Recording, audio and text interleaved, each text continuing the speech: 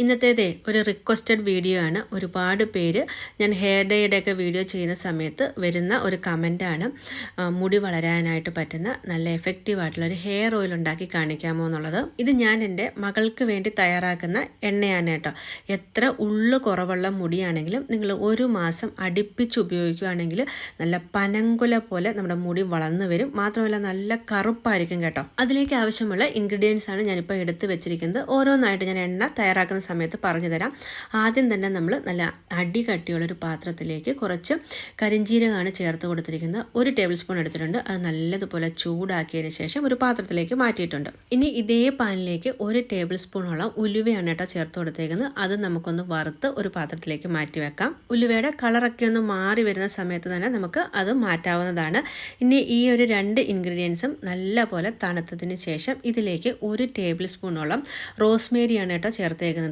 ഉള്ളു കുറവുള്ള മുടിയൊക്കെയാണ് നിങ്ങൾക്കെങ്കിൽ എണ്ണ കാച്ചുന്ന സമയത്ത് ഇതുപോലെ കുറച്ച് റോസ്മേരി കൂടി ചേർത്ത് കൊടുക്കുകയാണെങ്കിൽ ചെറിയ ചെറിയ മുടികൾ പെട്ടെന്ന് തന്നെ കിളിർത്ത് വരും കേട്ടോ. ഇനി ഇതെല്ലാം നമുക്ക് ഒരു മിക്സിയുടെ ജാറിലേക്ക് മാറ്റി നല്ല പോലെ ഒന്ന് ക്രഷ് ചെയ്തെടുക്കണം. ഒരുപാട് അങ്ങ് പൊടിച്ച് പൗഡർ പോലൊന്നും ആക്കേണ്ട, ഒന്ന് ക്രഷ് ചെയ്ത് എടുത്താൽ മതി.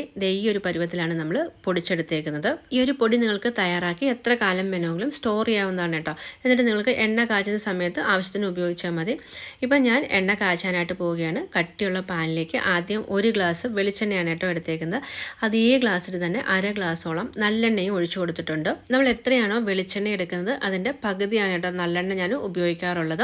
മാത്രമല്ല നമ്മൾ ആദ്യം പൊടിച്ചെടുത്ത പൊടികളൊക്കെ ഉണ്ടല്ലോ, അത് ഈ 1 ഗ്ലാസ് വെളിച്ചെണ്ണയുടെ അളവിലാണ് ഞാൻ എടുത്തേക്കുന്നത്. എണ്ണ ഒന്ന് ചൂടായി വരുന്ന സമയത്ത് നമ്മൾ പൊടിച്ചു വെച്ചിരുന്ന പൊടികളൊക്കെ ഇതിലേക്ക് ചേർത്ത് കൊടുക്കുന്നുണ്ട്. ഇനി ഇത് നല്ലപോലെ മിക്സ് ചെയ്ത് തിളച്ച് വരുന്ന ആ ഒരു സമയമുണ്ടല്ലോ, ആ സമയത്താണ് നമ്മൾ ബാക്കിയുള്ള സാധനങ്ങൾ ഇതിലേക്ക് ചേർത്ത് കൊടുക്കുന്നത്. ഇതുപോലെ നമ്മുടെ എണ്ണ തിളച്ച് അതിൻ്റെ പതയൊക്കെ ഒന്ന് അടങ്ങി വരുന്ന സമയത്ത് ഞാൻ ഇതിലേക്ക് ആദ്യം ചേർത്ത് കൊടുക്കുന്നത് 1 കൈപ്പിടി അളവിന് കറിവേപ്പിലയാണ് കേട്ടോ. നല്ലതുപോലെ കഴുകി വൃത്തിയാക്കി തുടച്ചെടുത്തതാണ്. ഇനി നമുക്ക് ഒരു ചെറിയ പീസ് കറ്റാർ വാഴയും ഒരു 10ഓളം ചെറിയ ഉള്ളിയും ചെറുതായിട്ട് അരിഞ്ഞതിലേക്ക് ചേർത്ത് കൊടുക്കുന്നുണ്ട് കേട്ടോ. ഇനി നമുക്ക് എണ്ണ ലോ ഫ്ലെയിമിലിട്ടിട്ട് നല്ല പോലെ ഒന്ന് കാച്ചിയെടുക്കണം. സമയം എടുത്ത് വേണം കേട്ടോ നിങ്ങൾ കാച്ചിയെടുക്കാനായിട്ട്.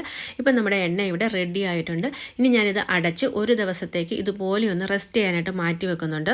നമ്മൾ ന്യൂസ് പേപ്പർ ഇട്ട് അടച്ച് വെക്കുന്നത് ആ ഒരു എണ്ണയിലേക്ക് ഈർപ്പം വീഴാതിരിക്കാനാണ് കേട്ടോ. ഇപ്പം നമ്മുടെ എണ്ണ ഒരു ദിവസം കഴിഞ്ഞ് നല്ലപോലെ സെറ്റ് ആയിട്ടുണ്ട്. ഇനി നമുക്കിതിനെ ഒന്ന് അരിച്ചെടുക്കണം. അങ്ങനെ നമ്മുടെ കാച്ചെണ്ണ ഇവിടെ റെഡി ആയിട്ടുണ്ട്. ഇത് ആഴ്ചയിൽ 1 പ്രാവശ്യം നിങ്ങൾ മുടിയിൽ അപ്ലൈ ചെയ്ത് കൊടുത്താൽ മതി. എണ്ണ തേക്കുന്ന സമയത്ത് ഇതിൽ നിന്ന് കുറച്ചെടുത്ത് ചെറുതായിട്ടൊന്ന് ചൂടാക്കിയതിന് ശേഷം മുടിയിലൊക്കെ അപ്ലൈ ചെയ്ത് നല്ല പോലെ മസാജ് ചെയ്ത് 1 മണിക്കൂർ കഴിഞ്ഞതിന് ശേഷം മാത്രമേ തല കഴുകാവൂ. എണ്ണ എടുക്കുന്ന പാത്രങ്ങളെല്ലാം തന്നെ ഒട്ടും തന്നെ വെള്ളത്തിൻ്റെ നനവുണ്ടാകാൻ പാടില്ല, ഇല്ലെങ്കിൽ പെട്ടെന്ന് എണ്ണ കനച്ചു പോകും കേട്ടോ. ഇതുപോലെ നമ്മൾ മുടിയിൽ അപ്ലൈ ചെയ്യുന്ന സമയത്ത് മുടിയൊക്കെ ഒന്ന് വകഞ്ഞ് മാറ്റി ആ ഒരു തലയോട്ടിയിലൊക്കെ നല്ലതുപോലെ തേച്ച് കൊടുത്ത് മുടിയിലും കുറച്ച് തേക്കാൻ കേട്ടോ.